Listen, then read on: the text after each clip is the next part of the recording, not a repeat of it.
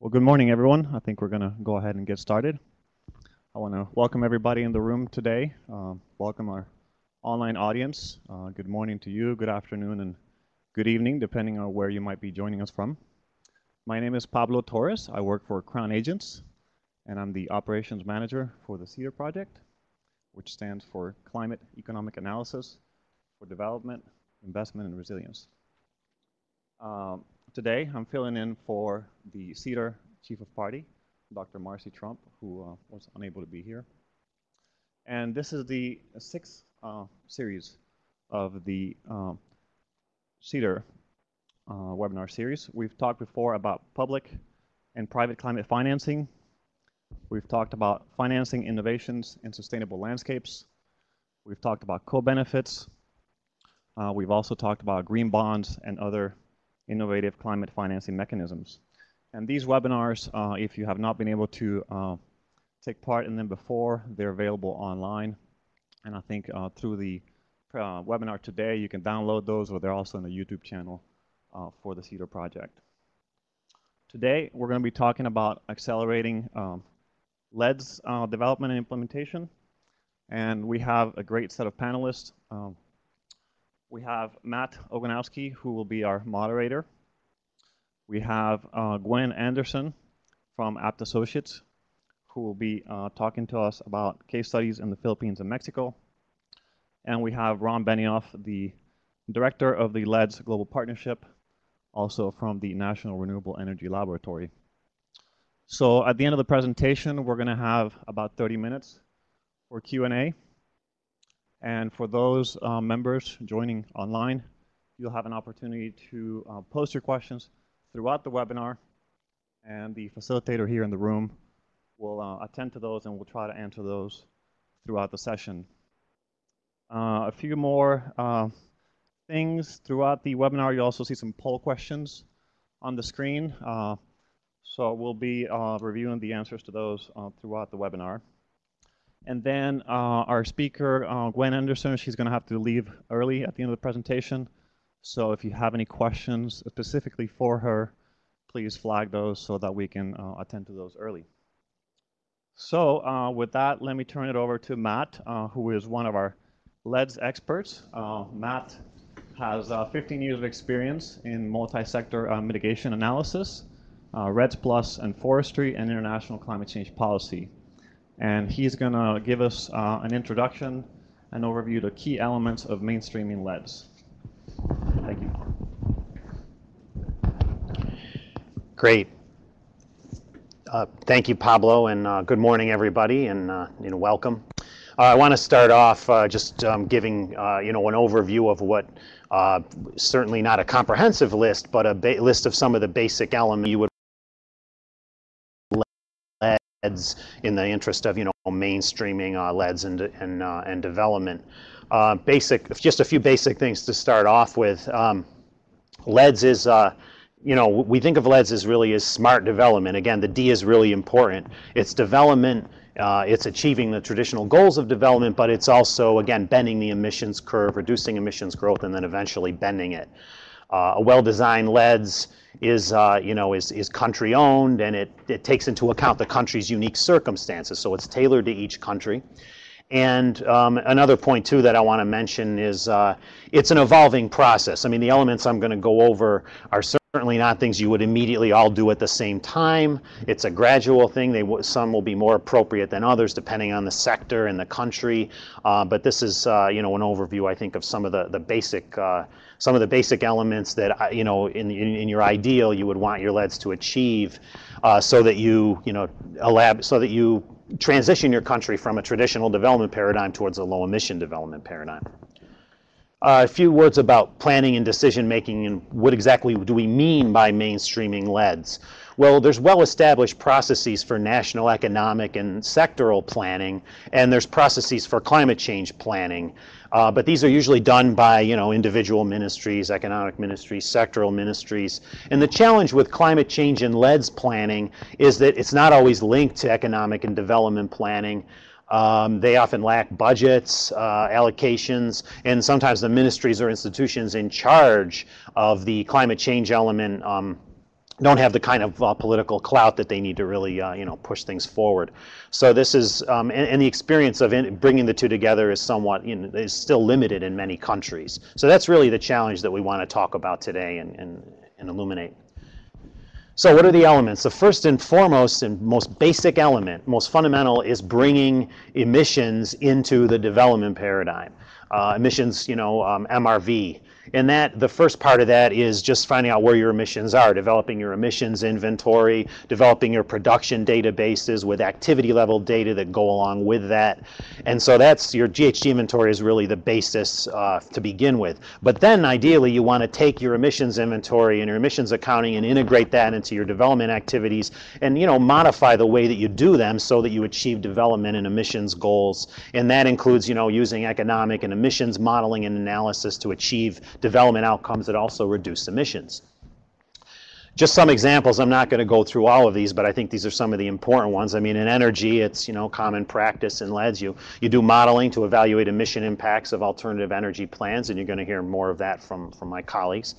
Another key thing in the electric power sector is you can use dispatch and economic modeling to design your clean energy program so that they target and maximize the coal-fired generation so that you take off the grid. In land use, you use LEDs to target forest preservation of high carbon landscapes, and it's also key, two other key elements are to address emissions leakage, which is when you undertake activities to reduce emissions in one sector or jurisdiction and it causes emissions to rise in another, and there's measures you can take to address that, and also permanence of reductions to make sure that you don't slide back, in particular in forestry and land use, say that you don't that at the end of your mitigation, you know, period, you don't suddenly start cutting trees or leading to higher emissions.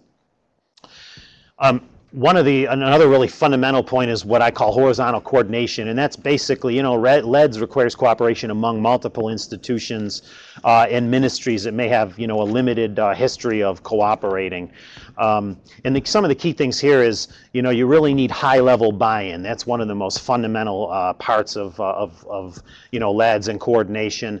And then in addition to that, to develop mechanisms so that the different institutions involved in LEDS and development work together. That includes harmonizing standards and reporting formats, developing LEDS working groups and interministerial bodies, which again you'll hear more of. And that's among the institutions, and then once you have your institutions, you also need mechanisms for broader stakeholder participation. So bringing in the private sector, the NGOs, the universities, to get their input, build support, get their expertise, etc. So that's kind of at the horizontal level. Another part of horizontal coordination is, just to elaborate a little further, is making sure that the different institutions that are working domestically and internationally are working together. So that includes bringing in institutions that haven't been involved in climate change before, like finance, which is playing a really key role in the emerging climate change community. Involving domestic institutions that currently worked on international climate policy and getting them involved in your domestic development, bringing them together, and linking your domestic programs to your international commitments, such as your intended nationally determined contributions, which are really the fundamental cornerstone of the emerging climate agreement that hopefully will be signed in Paris later this year. I'm not going to say too much about it, but another point that's really important, especially in the land use sector, is cross-sectoral coordination and implementation. Interaction, particularly among land use and other sectors, can reduce or increase emissions, such as, say, for example, road building or dams can cause deforestation, can cause emissions to rise. And LEDS can really help you in identifying these areas, setting priorities for development activities, and also on the landscape sector to addressing multiple emissions, so you're not just looking, say, at the carbon in forests or the N2O from agriculture, but taking a comprehensive landscape approach that draws the bubble around it, basically, and can look at all the emission sources. Now, in contrast to horizontal, we also have vertical coordination, and You know, one of the key points is that LEDS occurs at different levels. Sometimes it's, you know, primarily at the central government level. Sometimes it's local. Sometimes it's provincial. And sometimes they're working together and sometimes not. And this can be a challenge because sometimes the division of authority is not clear. Sometimes there's inconsistencies of data. And again, similar to horizontal, you can have coordination mechanisms, and ideally you want them working in a complementary fashion. You don't want to stifle local initiative. That's really important, and you want to, you know, get the localities taking initiative, but you also want to make sure that that's done in accord with the national level plan. So some of the specific areas that you want to look at are, for example, in the energy sector, if you have energy NAMAs on a sectoral level, making sure that those are, you know, those are coordinated with the national LEDS plan across sectors. And for RED Plus projects, that's reducing emissions from deforestation and forest degradation, you know, making sure that these projects to protect forests and enhance carbon stocks at the local level, and there's many of these, are again eventually, you know, coordinated, eventually brought into the national RED Plus strategy, so that you're working in a complementary fashion at local and national levels. A very important point, and this is really key for the CEADIR program, is the co-benefits of LEDS. And again, this really looks at, again, what are the potential impacts of development and greenhouse gas mitigation? And many of these are very familiar. The co-benefits include improved air and water quality, enhanced energy security, ecosystem services protection, and that's really important. But I just want to emphasize that a good, ideally your LEDS, a really strong LEDS, will also look at what are the negative impacts ahead of time. So if you have, say, improved production efficiency, is that going to lead to reducing employment in a sector? That's something you'll want to account for, and that a LEDS will look at the full range of those impacts. Following on that, in terms of analyzing the co-benefits and the co-impacts, financial versus economic cost is a really important point. And for those of you who aren't as familiar with these terms, you know, basically the financial cost is the costs and benefits of an activity to the enterprise versus to the whole economy. So when you move from the financial to the whole economy, you're bringing in the costs and benefits, the co-benefits and the co-impacts, and what are the costs, and that can change your costs and your benefit profile considerably. So that includes at the sectoral level, bringing in the economic cost includes development of opportunity costs and MAC curves and sector analysis and planning that takes into account, again, the full range of costs. That's at the sector level. Then getting those cross-sectoral impacts, you look at computable general equilibrium modeling, CGE modeling, and other models, and that evaluates your economy-wide and your sector-specific impacts of GHG mitigation on your macroeconomic indicators, GDP, employment, health, etc. So the economic cost really allows you to get the full range, you know, and plan for that full range of impacts. So you're not just looking at, say, what's the, you know, cost of a renewable, or what's the cost of a RED project, what's the full benefit to society. And a great example of this is, I'm sure a number of you have already seen, the New Climate Economy 2014 report, and they did a really great analysis where they took the McKinsey cost curve, and rather than having the costs on the y-axis, it shows the abatement benefit. But this is the total abatement benefit, not just the cost benefit, but also they added on the co-benefits, a range of co-benefits. So you see that to the left side of that, you'll see that the abatement benefit in dollars per ton reduced is significantly higher for many of the measures, for example. So this is a really good example of what ideally you want to do going forward with LEDS. And a few more slides that I want to go through. Finance is really key, as we know. It's key for development, it's key for moving towards LEDS, and it's really key for climate change. I mean, internationally we have, you know, from Copenhagen, the commitment that developed countries would mobilize $100 billion a year annually in financing and climate financing by 2020. And so one of the key things, some of the key things that we're going to need to do are sometimes in the clean energy sector, especially renewables, financial institutions don't always have the necessary experience. So building their capacity is key, and that's one thing that USAID works on a lot.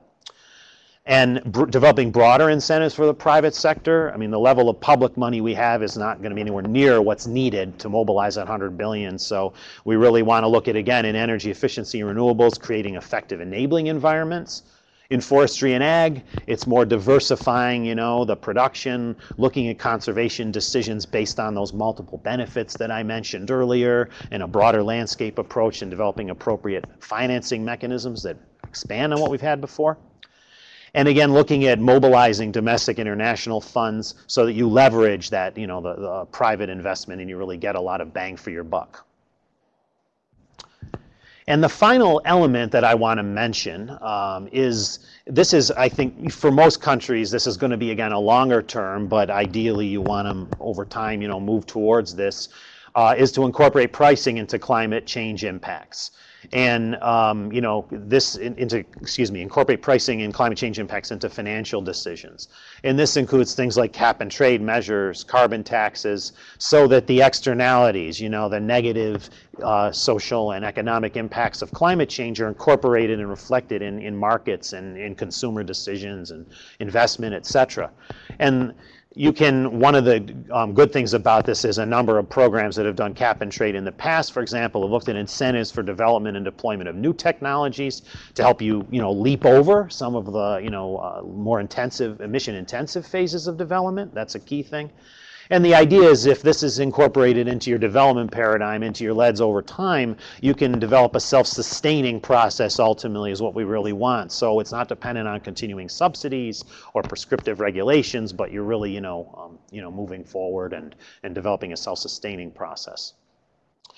So, you know, those are some of the key elements of LEDs. Again, these would be done at different times. It's a gradual process within the country context, but there are areas that, you know, can achieve traditional development objectives, but at the same time, you know, bend the emissions curves in each country and, you know, eventually, hopefully achieve the, you know, limiting the global temperature increases to 2 degrees Celsius and, you know, reduce poverty and achieve development objectives, which is, we want to achieve those twin objectives, and this is, these are the elements that can help you do that.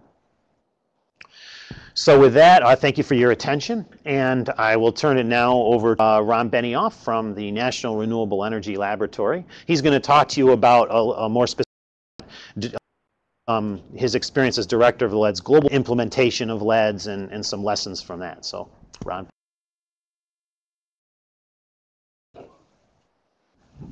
Thank you, Matt. Thank you to USAID and the CEADIR project for to be here, and for our audience for joining us. And I look forward to discussion.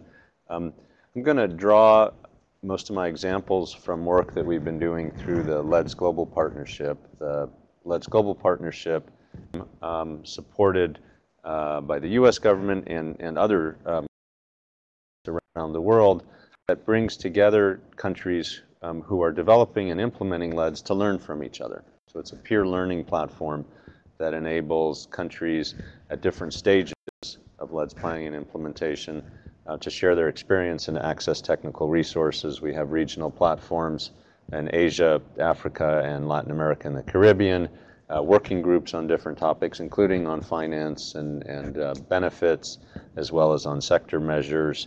And we also offer some global services such as expert advisory support to provide quick response matchmaking between peers and experts. So if any of you in the audience are interested in learning more, let me know, or if you know of countries that might benefit from participation in the partnership or this advisory service, very happy to discuss that. And I'll focus mainly in my presentation on trying to bring out examples of what countries have done. And first I wanted to sort of focus on the mainstreaming question. How have countries, as Matt said, sort of really ensured that the LEDS processes are tightly tied to development plans and implementation? So a couple examples to start with. Ethiopia is one of the countries that's been at the forefront of LEDS and green growth development.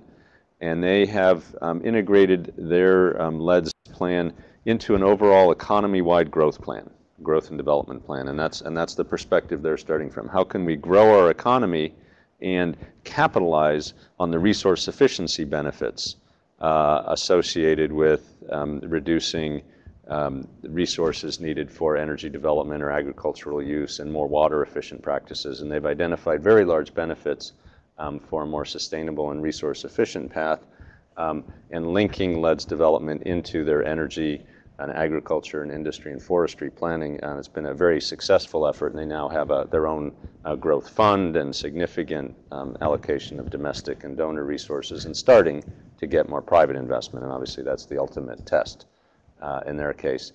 Mexico is a country that's an example of high-level leadership, where the president in Mexico has been very active, both the past and current president, I should say, in sort of providing leadership, creating a clear vision for development of their LEDS plan, creating an interministerial committee with engagement of 13 ministries, and setting clear targets, which have now been agreed to through legislation, and now working to implement those targets not only at the sector level, but down at the state and local level, which is absolutely critical to achieve implementation success. It can't only be a national activity, but as Matt said, you have to have that vertical integration in addition to the horizontal.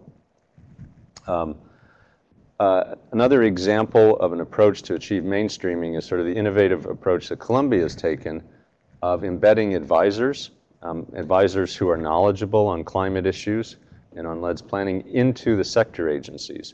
And USAID and other donors have been supportive of the work of these advisors, whose job it is to translate the goals that Colombia has established on low emission development into sector policies and plans, and to achieve full integration of those low emission targets and objectives into the sector programs. They're also responsible for monitoring and evaluating the impact, and really being advocates for the benefits of resource efficient development. And another benefit of having advisors that have some outside funding is, with political change, the advisors can continue to work. They're not subject to losing their positions due to political factors. These advisors have been fully embraced by the Colombian government, and in fact several, I think, have now been hired by the government, so it's been a very effective approach.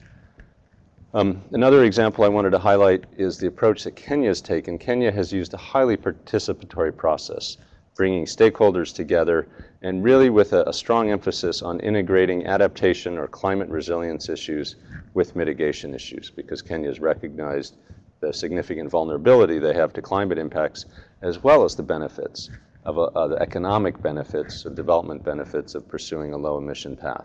And a strong emphasis on sort of people or community-oriented development. And one of the things that they've done, along, now that they've established their national legislation and set of goals, is they're doing significant outreach down through the counties or through their local governments to the communities to help them invest and develop plans for low emission agriculture and forestry and renewable energy projects, and to put the right capacity, the right business capacity in place and policies in place to attract private investment. And this is all coordinated through their National Climate Action Plan. And one of the tools that they've used to build support and to help really set priorities is a development impact assessment tool that, and here's some outputs, that allows the decision makers, both at the national but also at the local level, to see not only the costs and greenhouse gas reductions, but the development benefits. So this is a qualitative example of the tool, the kind of analysis that Matt talked about from the New Climate Economy report. And in many cases, countries need to go with a qualitative tool because it can be very difficult to do the kind of economic analysis to fully quantify the co-benefits. So in this case, the full green circles show where there's the highest development benefits related to adaptation or energy security or economic growth, along with the abatement cost information and the greenhouse gas emission reductions. And helping make that case, the development case for LEDS and that storyline, is absolutely critical to achieve mainstreaming, or else the sector agencies, they don't really understand what's in it for them unless they see that by investing in a more resource efficient path, that in fact they'll get to their poverty reduction, job growth, service delivery objectives faster. In Vietnam is also a very interesting case in that Vietnam has taken a very quantitative approach, done a lot of analysis at the national level, set very rigorous targets not only for emission reductions, but sector targets for reducing energy consumption, targets for GDP growth through green technology, targets in the transport sector, targets down at the city level, at the industry level. And then they've established a mandate to each of their provincial governments to develop their own plans consistent with these national goals and to describe how they will achieve this national vision with some support from the national government, recognizing that in Vietnam it's a strongly planned economy and that implementation of the plans happens at the provincial level.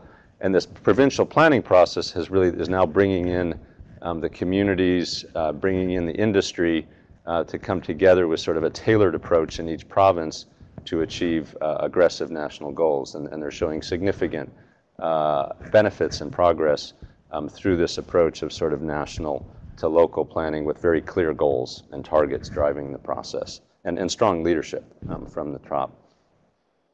This slide just tries to sort of give you an illustrative example of what are the key steps to achieve implementation of a LEDS. It's very important that there be clear priorities set for implementation with strong political leadership, communicated and achieved. But along with that, it has to then devolve to the individual agencies, the energy ministries and the finance and forestry and agriculture ministries and the subnational have to be empowered to implement these activities or else it'll fall apart as an independent sort of environmental effort. It needs to be strong stakeholder engagement as has been demonstrated by Kenya and Mexico, Colombia, many of these other Ethiopia countries. The engagement of the Ministry of Finance and Planning is absolutely essential. That this has to be tied to budget allocation and has to be tied to monitoring and evaluation and national planning. And there has to be a review process. And that review is strongest when stakeholders are engaged. In fact, in the case of South Africa, they actually had stakeholders design their review process and as well as being engaged in a scenario building exercise. So a few examples getting more into sort of implementation details. Gabon, as many of you know, sort of the first African country, one of the first developing countries to come forward with their intended nationally determined contribution. And it was actually really interesting. I was at a meeting recently in Morocco of African ministers, and the Gabon example really sort of changed the dynamic. The other African countries, the ministers are really talking about, all right, how can we be next? How can we follow this model? And so having a country like Gabon step forward and really make the case, the development case, again, for action on climate was very powerful. And so where Gabon is at, they obviously they've set their goals, they have their plan in place. They're now working on individual sector measures. They have a set of measures related to improving carbon stocks and managing of forests in a sustainable manner, which they expect to see substantial benefits from, and also working on a range of energy measures, energy auditing, building programs, renewable energy development. Along with that, they have a national law on sustainable development. They're looking at incorporating market instruments, whether they establish carbon taxes or trading programs, and are getting to the finance issues. They're allocating national budget, they're linking national budget allocation with donor support, and they're looking at a range of risk reduction instruments to attract private investment and overcome some of the barriers to private investment. I think for all countries, it's important to look at a range of policies. This slide draws on work from the Green Growth Best Practice Initiative, a program that teamed with the LEDS Global Partnership to do a set of case studies, over 60 case studies around the world of good practices. And from that analysis, sort of three key policies emerged that are absolutely critical. First is to get the right enabling policies in place. So by enabling policies, I mean the policies that will create the business capacity and provide business capacity building, the policies to build consumer education and awareness and build demand, policies to invest in innovation and adaptation of technologies. It's very important that there's support for local innovation and local adaptation of technologies and education of the workforce. Similarly, there's a second class of policies. You refer to them here as sort of mandating policies, but your regulations and your standards, which set the minimum performance levels and hopefully somewhat aggressive performance levels for resource use in the energy sector and for water and for forestry and agriculture. These are vital to send clear signals to the business community, to consumers on performance, and then combining those with incentivizing policies. So tax incentives, market instruments, trading schemes, guaranteed payments such as feed-in tariffs. And we found that the countries that are most successful combine all three. You got to have the right enabling environment, the right capacity in business and consumers. You have to have the right market signals and performance levels mandated, and you have to help build the strong economic incentives. Similarly, along with policies, you need the strong efforts to mobilize finance. And again, from this work, there's sort of three key elements here. One is to have the right policy framework, so you get the right market signals. The second is governments have to be serious about committing some of their own resources. The action that governments take, well, one, not only allocates budget, and the budget allocation drives sector policy decisions, it drives decisions at the state and local level, and if it's not linked with budget allocation, you're not going to get the level of support. But secondly, government procurement, government infrastructure investment can be a market leader and send strong signals to the market, can also help early adopters. And then third, governments have a critical role in risk reduction, in putting in place guarantees, putting in place mechanisms such as green bonds that will securitize smaller investments to overcome risk and to increase the rate of return for the private sector. Now, along with that, though, governments also have to have a clear exit strategy to avoid distorting markets. And so that's very important that the governments go into this with a long-term vision of what actions they're going to take to prime markets, but also to make sure that they slowly exit from not having permanent concessional loans, for example. So some examples of finance measures, Bangladesh, which is a country more in LDC, has really put a lot of effort into infrastructure development support to local companies combining their own budgetary resources with international finance to provide grants and soft loans to really help build infrastructure from the ground up, which is a huge need in Bangladesh. Korea is an example of a country that has really sort of set with sort of national driven efforts and said, all right, we're going to set a target. We're going to try and allocate 2% of our budget, 2% of GDP, to green growth implementation, and we're going to have a target for budget allocation, and agencies compete for this extra budget. And has really created an incentive for agencies in their budget submission to show who's the greenest, who can go the farthest in allocation. Morocco, which is really, is really focused on private sector investment. And Morocco has created, for example, MESEN, the Morocco Agency for Solar Energy Development, a mechanism for pairing government investment with private sector investment in emerging solar businesses. So the government is underwriting or reducing the risk of equity investment in new businesses. And this ensures that Morocco is building the business capacity for solar development domestically that is then a trend in the strong and vibrant business community. Vietnam, they're aggregating their national funds with international donor finance to create an integrated climate finance facility.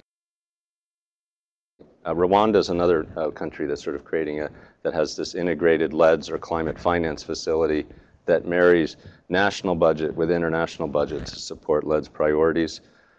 South Africa has created a green fund to provide project support, which combines direct financing with guarantees and insurance mechanisms.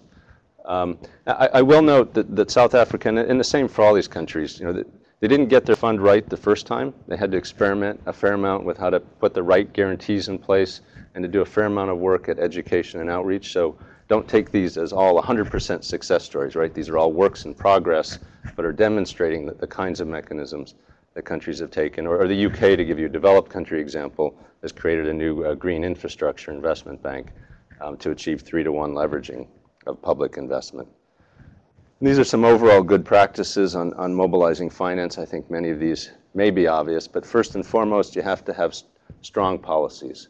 Long, loud, and legal, people often refer to policies that create clear price signals that are long-term and are binding so that there's certainty by the private sector. You have to combine incentives and align. You need to look at existing subsidies. Sometimes you have existing subsidies that are sending the opposite signal what's intended, for example, fossil fuel subsidies. The governments have a critical role in priming the market to investing in emerging businesses or investing in emerging innovations. Public funds can be vital to provide catalytic support of public resources. There needs to be coherent. Sometimes countries have many different finance streams. There needs to be some effort to integrate them. And then, of course, very importantly, are the risk reduction instruments, concessional loans, risk insurance, things of that nature, to overcome the political, the market, the technological risk that investors face. And finally, here's contact information for me and for Caroline Urarty, who's the project manager of the LEDS Global Partnership, and look forward to your questions and discussion. Thank you. Great. Well, many thanks, Ron, for that informative presentation. We just saw, some good examples of how countries are, implementing and translating the ideas of LEDS into practice in governance and finance and other areas. So now we want to move on to some case studies, specifically in the countries of Philippines and Mexico. And we are going to get a presentation from Gwen Anderson. She's with Apt Associates. She's a senior clean energy economist there with 20 years of experience in renewable energy and climate change. And so I will turn it over to Gwen.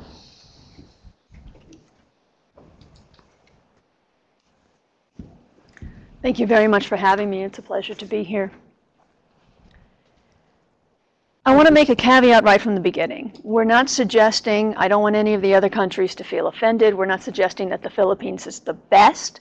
We're just stating that the Philippines has been very good at integrating LEDS into the rest of their national development planning. This doesn't mean that they're perfect. As an example, there are new and proposed coal power plants. They expect reasonably growing energy demand.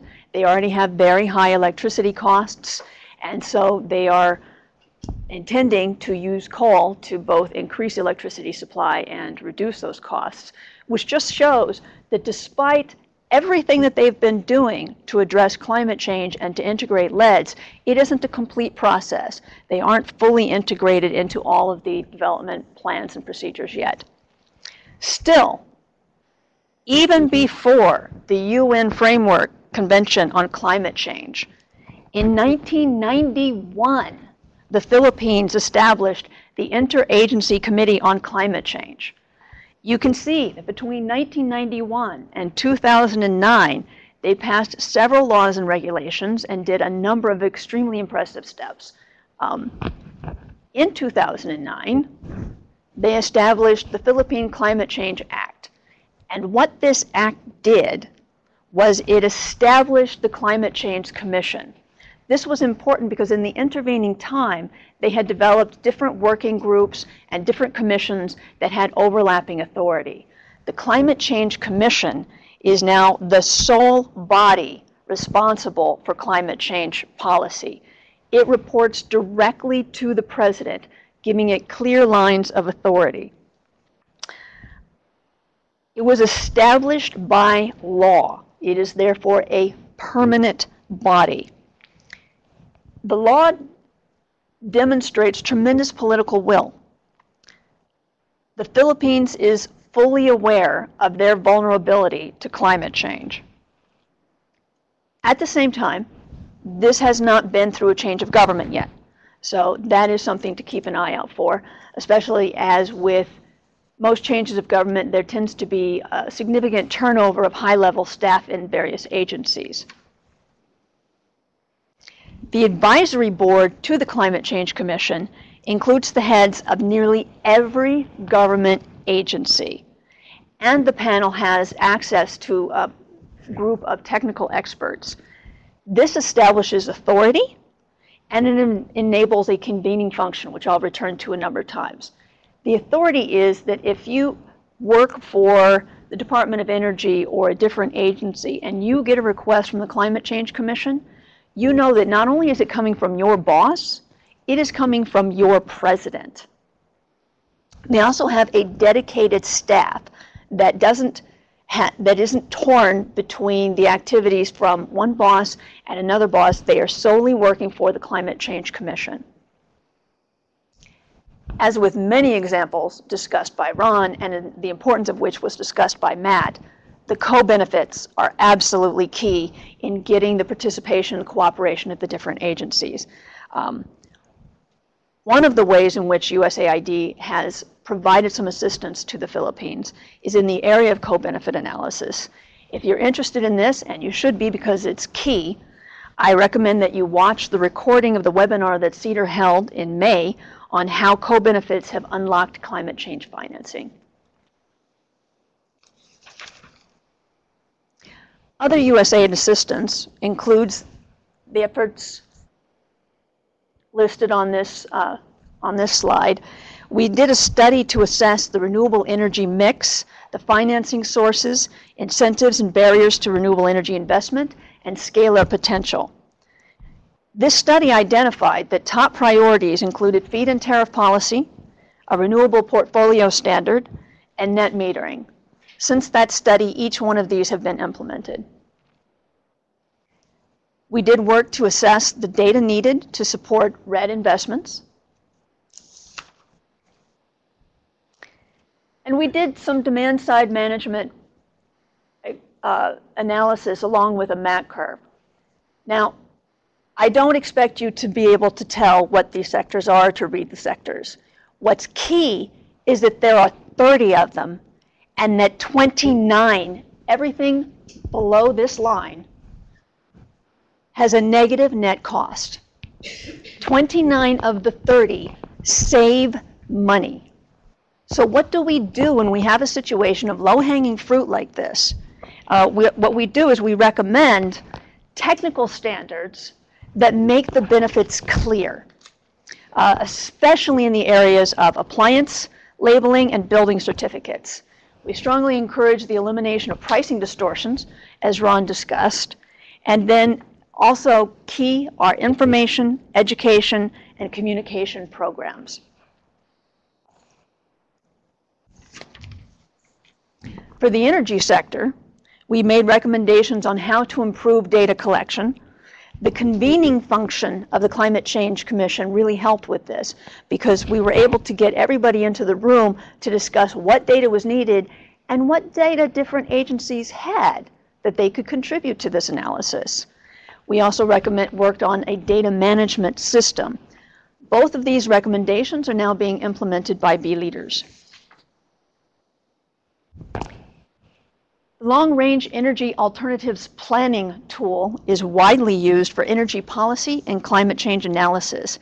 It tracks energy and non-energy sector greenhouse gas emission sources and sinks in all sectors of the economy. It can also analyze the emissions of local and regional air pollution, which allows you to start looking at the health co-benefits. The training helped to build the capacity to use LEAP so that it could become central to the Philippine DOE's planning process. Again, LEAP was a really nice example of the convening power of the Climate Change Commission. One person from every agency that was pertinent to energy, with the exception of agriculture, was in this training. And with everybody in the room, they were able to share information and the all-important data. B leaders has been doing cost-benefit analysis of actions in 6 different sectors in the economy. In the course of doing this, they helped develop the very critical, as Matt pointed out, greenhouse gas inventory. This greenhouse gas inventory will actually be with a 2010 baseline, is going to be used for the 3rd UN FCCC communication. The CBA is serving as an evidence base for the Philippines' development of their INDC. I want to harp on this just a little bit. As Matt said, the greenhouse gas inventory and the monitoring and evaluation are absolutely critical to successfully integrating LEDS into national development strategies and averting a 4-degree centigrade increase. But where it really comes into play, whether we really know where it matters, is how well did we implement these policies and strategies. The key criteria of how well it's integrated is, has it been implemented? Fundamental to understanding whether it's been implemented is understanding the financing behind it. Budget tagging makes the tracking, strategy, and prioritization of the national response to climate change more transparent. In the Philippines, over 98% of these expenditures are for adaptation measures, such as flood control, reforestation, sector-specific research and development. Now, another caveat with Mexico. Mexico is the 12th largest economy in the world. So it's more of an emerging or transitional economy than a truly developing country. However, it's done very well, and many countries want to learn from their experience. They established the Interministerial Climate Change Commission in 2005. We've got 13 important ministries represented on that commission. The coordination and evaluation is done through the NIECC. But then in 2012, we did something else. We did something very important. We established a law. And this was vital because the law removed climate change planning from the whims of electoral cycles. The law sets out an institutional framework with clear rights and responsibilities at all levels of government, and it mandates the formal participation of civil society, the private sector, and academia, which, as Matt discussed, is also terribly important if you're going to get your vertical and your horizontal cooperation, which is obviously essential to truly mainstreaming. There are targets enshrined in this law. The law itself incorporates as legally binding metrics the voluntary goals that were announced by Mexico.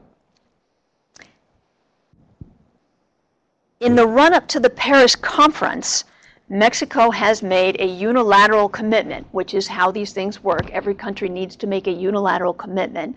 And in their unilateral commitment, they've gone beyond what they had in that law. In addition, they have something interesting in that they have included, this is what we will do unilaterally, but we will go up and above that if certain conditions are met by the international community. So their INDC is interesting to me because it includes a separate black carbon target. It includes adaptation. And again, it has that difference between the conditional and the unilateral commitments. Now, there's political will behind this law. This law was passed by the Senate in a unanimous vote.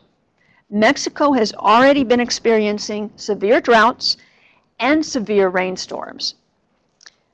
When they communicate with the public, they emphasize that many of the measures actually provide net savings. And they emphasize the co-benefits of many of the measures that they're taking. There are a number of ways in which USAID has been assisting, one of which is with the Mexico Competitiveness Program. This program promotes clean energy technologies at all levels, at the federal level, the state level, the municipal level. And one of the outcomes of this project was carbon counts. And carbon counts is an electronic system to monitor and report on the progress of nearly 300 different federal actions. It's the first of its kind in the developing world. One of the elements that's still in development, because as Matt pointed out, these things are evolutionary. As Ron gave examples of, these things are not just presented and they're perfect immediately, you work towards them. So one of the elements that's still in development is the evaluation system. And obviously, that requires a greenhouse gas inventory. The National Institute of Ecology and Climate Change, NIECC, does the evaluation. They are going to do an annual evaluation of climate change policy in Mexico. The methodologies are currently being established, and they do have independent experts involved in helping them to determine how they're going to do it. Another project is the Mexico Low Emissions Development Project. And this has helped to establish the low emission development strategies. The key element here is that it's helped to focus and prioritize actions on energy efficiency and renewable energy through these measures. Modeling, as discussed by Matt and Ron, is extraordinarily helpful. Modeling helps the policy makers to consider the ramifications of different potential actions.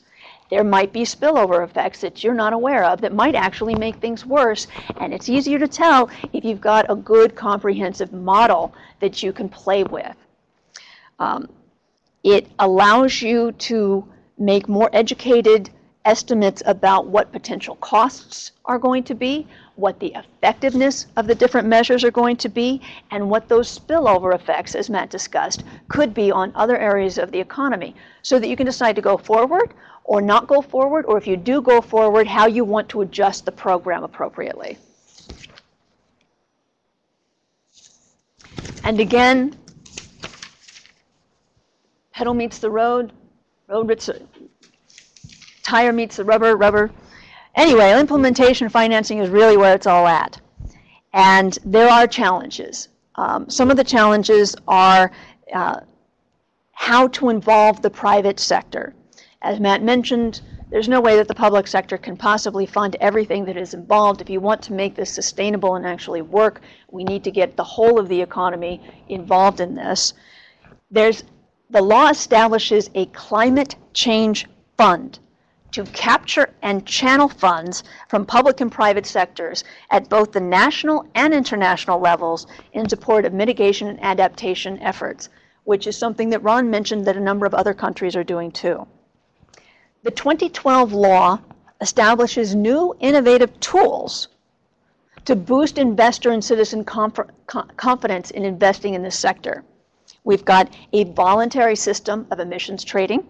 We've got an inventory of emissions, we have a registry of emissions, and all of these are focusing on certifications, assurances, and regular verifications, all to give investors confidence.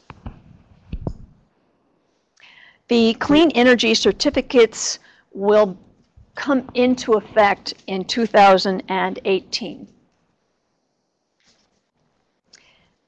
Now, there are some commonalities between the two countries and the ways that they've done it, and these provide us with some lessons that we can apply, that other countries can apply when they are trying to integrate LEDS into their development planning. And one is to establish a commission that is independent of other agencies with its own funding. That provides it with a great deal more authority than if it is subject to another agency within the government. Dedicated staff has been very helpful for the Philippines. At the same time, the Climate Change Commission is a coordinator. It is a convener. It is not a boss. It is not a separate agency that goes off into another room, periodically demands data from the other sectors, and then presents the conclusions of what thou shalt do. Instead, they work with the other agencies, with the experts in those other agencies about what can be done, what the needs are, what the goals are, and in so doing, they actually help to build up the goodwill towards doing this, the commitment to doing this, by, as Ron says, explaining how this is going to help the other agencies to reach their development goals more effectively, more efficiently, more sustainably, by which I don't just mean the environment, I mean the long-term benefits of what it is that they're doing. Those co-benefits are absolutely key. As Matt pointed out, LEDS includes development, and the most important letter in LEDS is the development. Both countries are working to integrate their LEDs at the national and subnational level, and they're also coordinating internationally. Most important, or the final note that I'd like to leave you with, is the importance of doing a greenhouse gas emission database so that you can measure and track your progress, both to make sure that you are hitting your targets, that you're being effective, and to be able to report out to the donors. Thank you very much for your time and attention. Great. Well, again, thank you very much, Gwen, for that presentation. That was very helpful to see how the Philippines and Mexico, obviously two leaders, and very helpful to see how those countries are translating development and moving towards LEDs, and look at some of the specific areas that they've done to implement, as well as the institutional and other arrangements. So. What we'll do next, we'll now move into the question and answer period. And I want to begin by just, letting the audience know results, the poll results, and quickly, and then we will hear on the panel, I'll ask some questions of Gwen and Ron to start off, and they'll be free to ask any questions, and then, we can throw it open more broadly to the audience. So just looking at the results of poll questions, we had 45 people online, and it looks like about 10 people here. And in terms of affiliation, there's about 30% each from government and consulting, so a nice mix between government and private sector, and about a quarter are from NGOs. So we're very grateful that we have good interest in LEDs, because again, we're seeing here really the need for multi-stakeholder participation. So that's a nice illustration of it. In terms of countries, in addition to the United States, there's 5 countries that have participated. All of them developing countries: South Africa, India, Kenya, Philippines, and Indonesia. We also asked the question of what are your country's most pressing needs in terms of LEDs capacity, and it looks like far and away about almost 45% said greenhouse gas inventory and development, which is good to know, because as Gwen was saying, this is really the fundamental piece that you need to begin integrating and moving from development to LEDs. So that's good to know, and also basically in terms of LEDs planning, there's about 20% of the respondents said that. So those are the 2 really biggest needs: GHG development and LEDs planning. And then looking at co-benefits, we asked, which would be the most influential in generating, support and political will in the countries, and about 50% said economic growth. So about half, and far and away, no big surprise there, said again that economic growth is really the key thing, which we would expect, given that, again, LEDs is development. And about 30% said poverty reduction, and then the rest split between jobs and air and water quality. So again, we see there the importance of co-benefits and the awareness of it, and that's also gratifying to see. So I want to begin the Q&A session with, I'll ask a question each, so I guess I'll start with Ron. Ron, I was wondering if you could say a little bit about the barriers, which I think is probably something that's on the minds of a lot of people. You gave some really good examples, again, of how countries have, of what countries have put in place for LEDs in areas related to things like finance and institutions. And maybe you could just say quickly about some of the key barriers that they encountered on some of the countries, and how they were overcome, and some lessons there. Okay. Yeah, well, excellent question. Obviously, one of the biggest barriers is contestation, is the fact that there's winners and losers. And if you don't design your LEDs process and don't anticipate the fact that there are stakeholders that are going to lose from this transition, right. Those heavily invested in the fossil fuel industry, for example, then you're going to run into problems, because they're going to block you. And I think countries, South Africa is one. And through the University of Cape Town and the MAPS program, really from the start recognized this, recognize that not everybody is going to embrace low emission development. And you have to have a very open consultation process. You have to have decision makers in government ready to think about how to smooth the transition, what kind of worker retraining is going to be offered, what kinds of gradual phase out of, say, subsidies for fossil fuel, if that's your policy decision. So that's, I think, first and foremost, the most important is don't go into it sort of with the rosy-eyed picture that everybody is going to be fully embracing LEDS development. Second, is the fact that the development agencies that you're trying to attract, your ministries of energy and industry and forestry, they're already overstretched. They already have more than a full-time job, all kinds of demands on their time, all kinds of international organizations who are piling on, and stakeholders. And you really have to think carefully about what are the few areas where low emission development can help them achieve progress and really demonstrate, really make that case of how is this going to help you advance your energy efficiency standards or advance forest management, and what kind of new resources, new knowledge, new capacity building can be brought to the table. And then third, I think finance is the big one. You have to really demonstrate and think carefully about, again, the priorities. What are the areas where LEDS development can have the most success, and how to be successful at ultimately mobilizing private investment? Because at the end of the day, if you can't demonstrate that that's occurring, then not much has changed. Well, thank you, Ron. That's those are some great lessons, and I'm sure that'll be very helpful for other countries as they move forward. So moving to Gwen, I guess first, I'll ask you the question that I was going to ask, but if you want to comment on the same question that I just asked Ron, certainly from Philippines and Mexico, you certainly feel free. But the question I was going to ask is, in the case of Mexico and Philippines, obviously, again, these countries are leaders, and you brought out a lot of really great activities that they're doing, and they've really potentially pointed the way forward. Maybe you could say a little bit about, for countries that want to look at Mexico and Philippines and follow in their example, what how are these countries similar, and how are they different, and what are the key lessons that countries should take from that? The Philippines and Mexico are both blessed with extraordinary capability.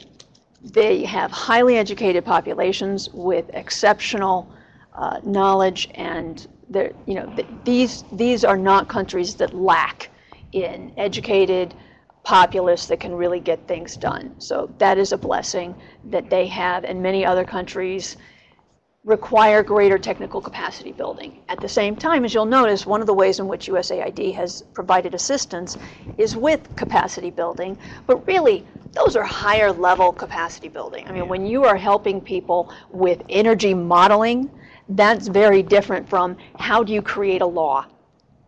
So the Philippines and Mexico were both able to address this at a high level approach, especially now now near the end. So let's remember again the evolutionary process, because both of them began early. The Philippines began in 1991 with the Interministerial Commission, and then Mexico already had something in place in 2005. So I would say first, remember that it's an evolutionary process. To recognize the state where you're at and develop something that is appropriate for your context.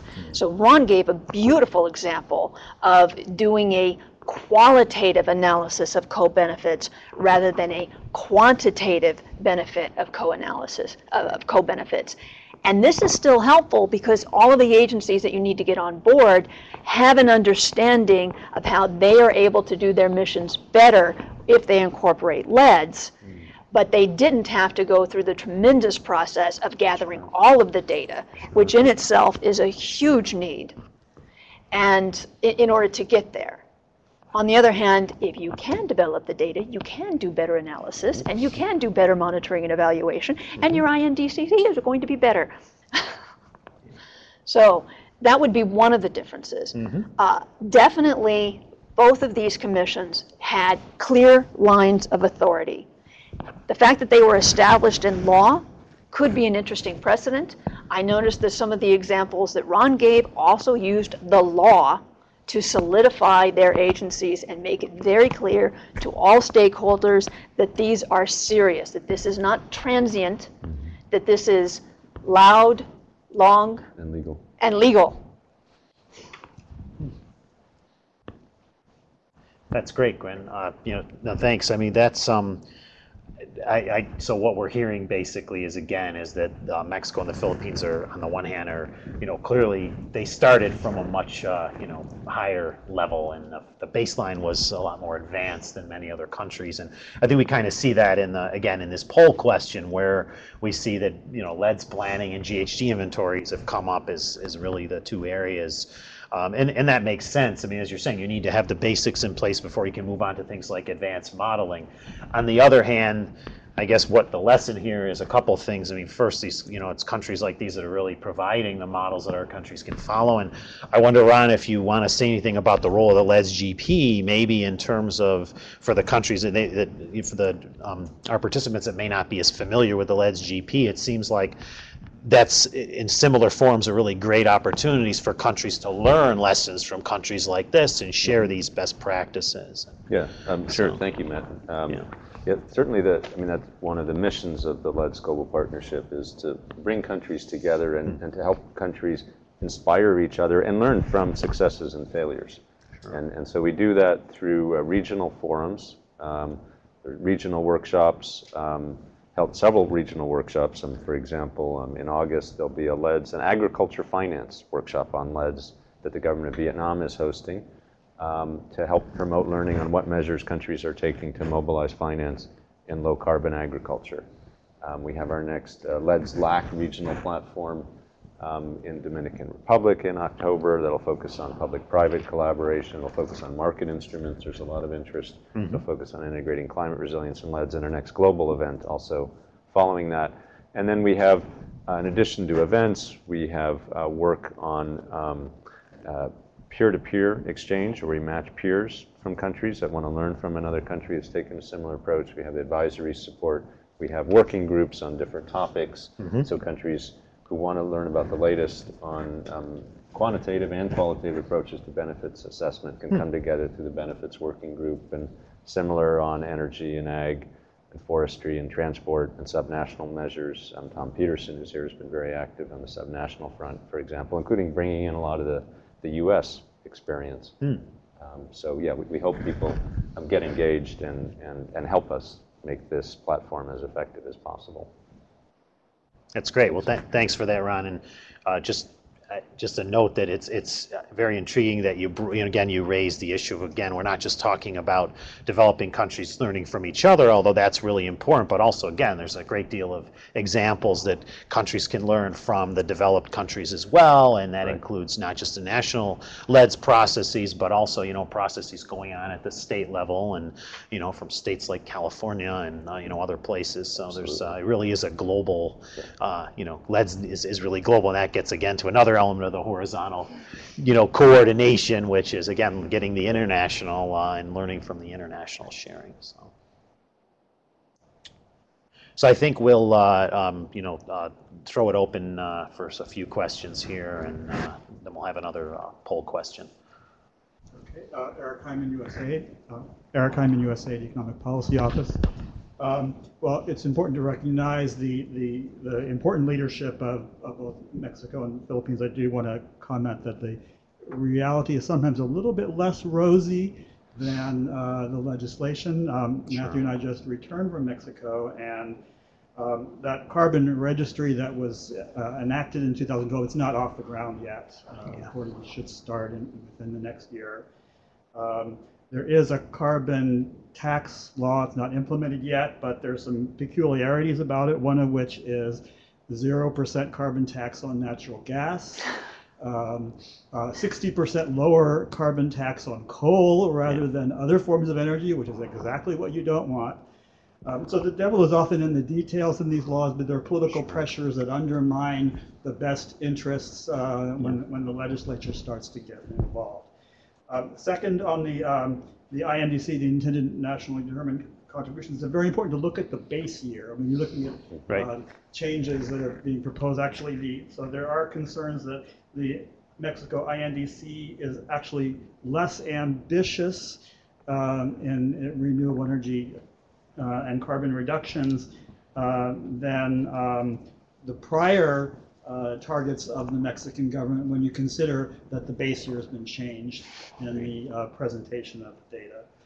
And also, Mexico is a country with tremendous potential for renewable energy, but it's surprisingly underdeveloped to date. Sure. And then I've also done extensive work in the Philippines in the past, which has always been very good in getting very progressive environmental legislation. I worked in the forestry sector, but when you look at implementation at the local level, it's often very seriously lacking. Sure.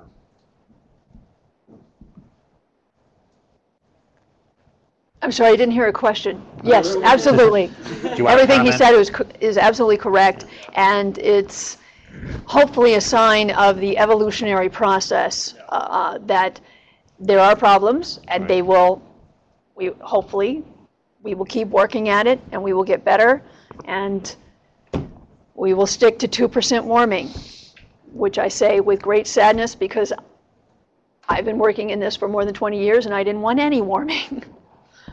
Yeah. Hi, I'm Meredith Waters with MSI on the E3 Analytics and Evaluation team, and we're actually doing an upcoming evaluation on EC LEDs. I'm also in the learning curve on this one as well. So we're talking about the standards for, or the indicators of success for the implementation of LEDs, and with finance being a key component. Can you speak to other indicators of success that these development strategies are being successful, whether it's in the INDCs, the laws, and things like that? But is there more? What are these other indicators? Right. Well, I guess I'll just start with that. No, that is really a great question. And one of the key things, two of the key things that we've always looked at USAID traditionally are, what in terms of mitigation are what's your greenhouse gas emissions reduced, and how much private finance have you mobilized, particularly in the energy space. And now we're trying to, move and expand on that and look more broadly. And I guess the short answer to your question in terms of what's ideal in terms of developing indicators for that development agencies and countries should really look at, I think it really should be the indicator should really be based on, how much are countries moving towards, how is a given measure or policy moving towards a transformation of, the current economic and development paradigm in that country, and how much is it setting them on a long-term, integrated, broad-scale path in small steps, but are they moving steps forward? So, for example, a law that just establishes, a small-scale, the establishment, say, of a small-scale project would not be something that you'd really consider transformational, much as it might be beneficial in some local way. It's not going to lead to broad-scale reductions in emissions. On the other hand, if a country puts forward, as a number of countries have, and said that they're going to build, tens or gigawatts or beyond of renewable energy by such and such a year, well, that can really be transformational. These kind of broad-scale emission reduction targets that we've heard some about from Gwen, these can be transformational as well. And looking at things like renewable portfolio standards, where you're going to commit to having a certain portion of your economy is going to be renewables. Those are some key areas. Or another example would be, again, measures to get to make sure that you've got your variable renewable energy resources, wind and solar, onto the grid, which NREL has, of course, worked on quite a lot with USAID. Those are really things that can really transform the sector and set you on a path that will not just slow your emissions growth a little bit, but eventually bend and lead to a process where a self-replicating process. So that's really what I think is key, is you need indicators that reflect that, and so that the more you can encourage the countries to report those and encourage projects to emphasize that kind of broad scale transformation policies and measures, then you're further ahead. I don't know if either of you had anything you wanted to add. I guess I might just add, I agree with everything that you said, Matt. And I think since it's ultimately, it takes a long time to achieve the emission reductions and to see the scaled up private investment. I think as Matt noted, it's important to also think about what are the steps along the way that show evidence. So, you know, having the aggressive and transformational goals, you know, is clearly one, and have those endorsed at a high level and by different agencies. Having the policies put in place and adopted is, you know, secondly, as you noted, absolutely critical. And then following the budget, or follow the money. You know, are the countries actually allocating budget at the national, at the local level, at the sector level is I think another real key indicator to see, are they on the path to get to the emission reductions and the investment. I'd like to second that last point. If it's solely being done with donor dollars, it's not sustainable. Right. If they're putting their own money into it, then it's serious and it has a greater potential to be sustainable. Absolutely. Okay, we have one question from our online audience, from Ishaku Hutsi. Mainstreaming LEDs into national planning still remains a challenge in Nigeria, since our attempt to establish a climate change commission failed. How else can this mainstreaming be effective? Well, I'm assuming, I confess I'm not a Nigeria expert, but I'm assuming that this is more, that this was through a national level process, and some, you know, some other areas. I mean, sometimes you can't go right ahead to a national level program, and you have to sort of start in bits and pieces. So some of it is to do the kind of capacity building elements that we talked about already. I mean, in many countries, they can, their environmental ministries, for example, can start doing the greenhouse gas inventory system, start building those, and we've supported that, you know, in a number of countries. Albeit, you want to, over time, that's going to need to integrate it into a longer process, but you can start those capacity building components right away. Another thing is, some of the sectors and some of the, you know, ministries that run those sectors may be more amenable to starting LEDS programs or NAMA, you know, broad scale LEDs or broad scale NAMAs earlier than, and you can start maybe on a sector by sector basis, because some sectors are more important than others in terms of emissions growth and in terms of development, and some will be, you know, more willing and more, you know, to start sooner. So that's what I would say, is focus on the individual elements of capacity building where you see those opportunities, and really look at the sector by sector and see if there's opportunities to do LEDs, you know, planning, LEDs pilots, etc., in individual sectors and with willing partners. And over time, hopefully you can bring those partners together and have more of a mid-level, instead of starting at the top and going top-down. Maybe it's more a mid-level, and then that disseminates to bringing the other members in at the top, but then also, you know, helping things, you know, at a lower level and spread to other sectors. This isn't aimed at Nigeria, but rather internationally. There's some extraordinary work being done by cities. There are a number of cities that are really progressive, putting in place some transformative policies. I personally believe that cities are where it's at, that cities are where we win or we lose over the next 20 years. And that doesn't require action at the national level, although it would certainly help. Nigeria is another good example of the importance of the national policy enabling environment because of the prevalence of petroleum subsidies. The IMF has done several studies in recent years that have shown the enormous effect that if we just eliminate fossil fuel subsidies, how much of the greenhouse gas mitigation problem we can solve. But it's very politically difficult to do so. Yeah. Tom, did you have a question? Hi, thank you. Tom Peterson, Center for Climate Strategies. Good to see all of you here. And a question for all of you, but perhaps, Ron, most for you. Can you give us a crystal ball about... Sounds scary. Yes, absolutely. Post-Paris, where we go in terms of the progression from INDCs and these goals or pledges that are being developed that are heavily influenced by emissions reductions considerations, but to a degree influenced by some of the other objectives that we see in LEDs, right, but not exactly there yet. Nonetheless, they create a wide open opportunity. What does this look like potentially going forward so we see the climate change mechanisms that emerge in the United Nations Framework Convention on Climate Change starting to be more enabled by LEDS activities, and also being able to be more tied together. Because right now we're working in a couple countries on both LEDS and kind of in parallel INDCs. Right. And these are parallel pathways that haven't exactly come together yet. Exactly. So the question is, you know, how does that look like going forward, and what should we all be thinking about to try to foster some convergence of these things?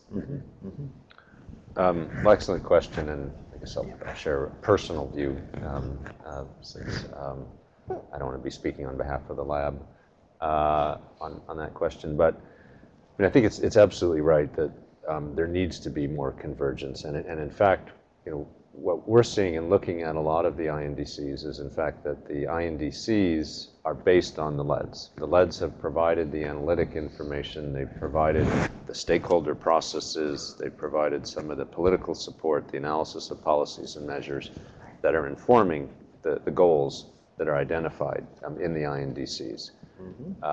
And so what I would anticipate, and maybe this is sort of partly wishful thinking or hoping to see, is that going forward, in fact, there will be, you know, harmonization of INDC and LEDS. And the LEDS, so the INDCs, all countries, you know, hopefully have INDCs, will hopefully have goals that they've established, which are based on the LEDS, and the LEDS framework, the analytic framework, the stakeholder processes will then become the implementation mechanism.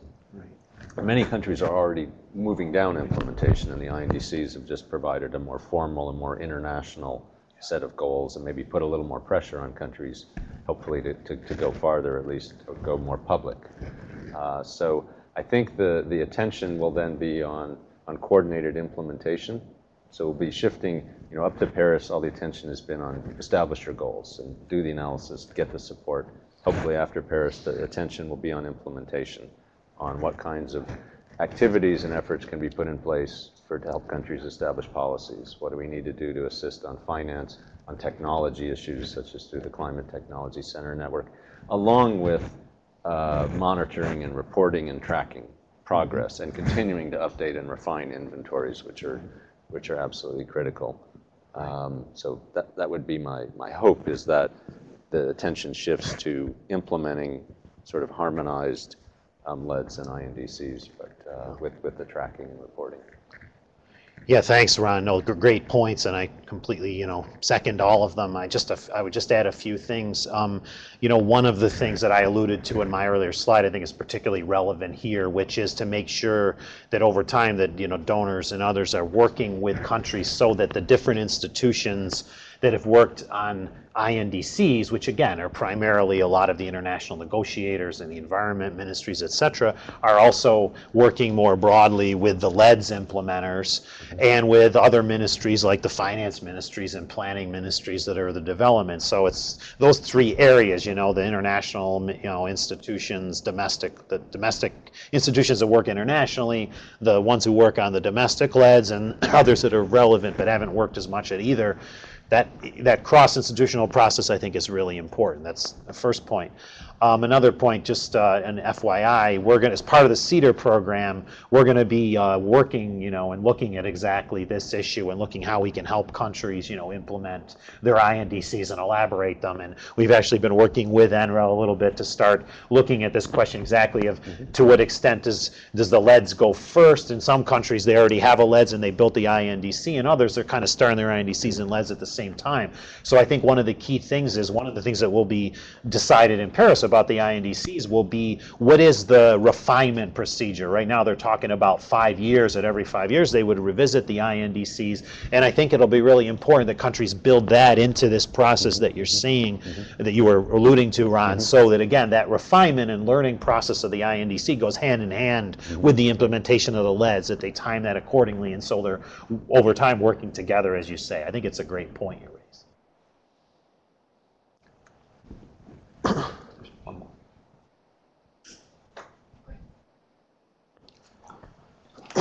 Thank you. This is Mark Wagner from ICF International, and I have a question which sort of gets at this sort of transformational impact, and I'll give an example from Germany. So for example, starting in 1980 approximately, they're making investments in renewable energy, excluding nuclear. And it sort of goes along for about 30 years at 1 or 2%. And then you have this transformational change in 2010 or so, where it starts to go up the exponential part of the curve, and it looks like an impact is taking place.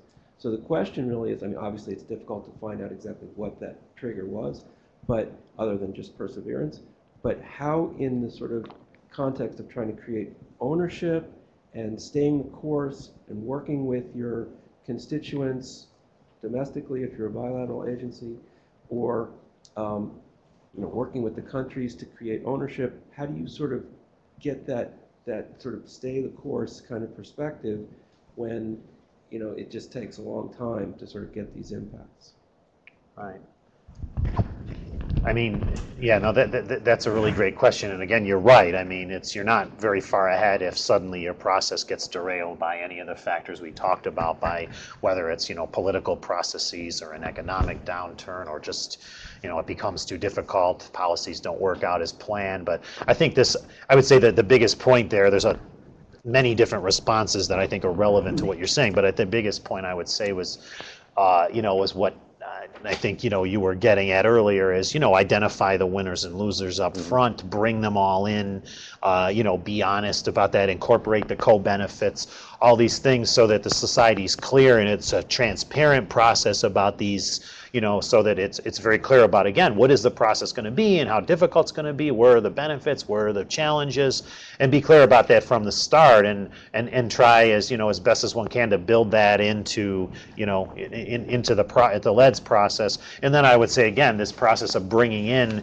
as many of the stakeholders and relevant institutions as possible, bringing in civil society, etc. It's all, I think, very very important to developing that self-sustaining process. Yeah, and the only other thing I would add is the absolute vital importance of political champions who will stay with an issue, as was the case in Germany in renewables, or hopefully the case in Ethiopia as they transform their agricultural sector to a low-emission plan, where they have, from the prime minister down, they have real strong leadership who are committed over 10 years, over 15 years, because the transformation doesn't happen in a year or two, right? It requires that long-term commitment, and that there's champions who just won't give up, and the process that brings everybody together. But yeah, without that, it's not going to happen. Wrapping up. Okay. Okay, great. Well, thanks. Many thanks for all your great questions, both in the room and online. And we will now. I'll turn it back over to Pablo, and he will wrap things up. That was a great series of presentations. So I want to thank our panelists today, Ron Benioff, Matt Oganowski, and Gwen Anderson. Also thank everybody in the room, and of course thank our participants who have joined us online, especially some of the folks for whom it's getting late in the day. I heard South Africa, Kenya, India, Indonesia, Philippines, and Nigeria, so thank you very much for joining us. A couple of reminders going forward. Well, this presentation will be made available to you if you want to review it, listen to it again, look at the slides, much in the same way as the previous presentations are available. And our next presentation, our next webinar, will actually be in September. We're taking a break in July. It'll be September 9th at 9 a.m. That's a Wednesday, unlike all the previous ones, which have been on Tuesdays. The title of that presentation will be Landing Financing for Climate Smart Agriculture